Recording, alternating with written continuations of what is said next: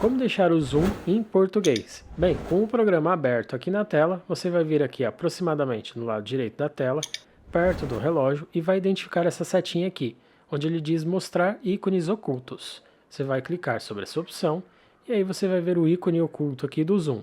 Você vai clicar com o botão direito do mouse sobre ele, e aí você vai ver estas opções aqui. E aqui nos interessa aqui para esta questão, que é de trocar o idioma, é essa daqui, Switch Languages. Você vai passar o mouse sobre ela e ele vai listar todos os idiomas que ele tem disponível aí dentro do seu computador para você utilizar.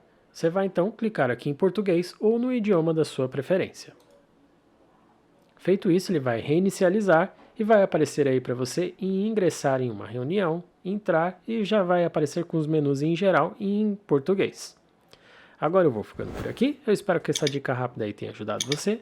Se sim, me dê uma forcinha, deixe seu gostei no vídeo e assista aqui outros vídeos para continuar aprendendo mais. Muito obrigado e até o próximo vídeo.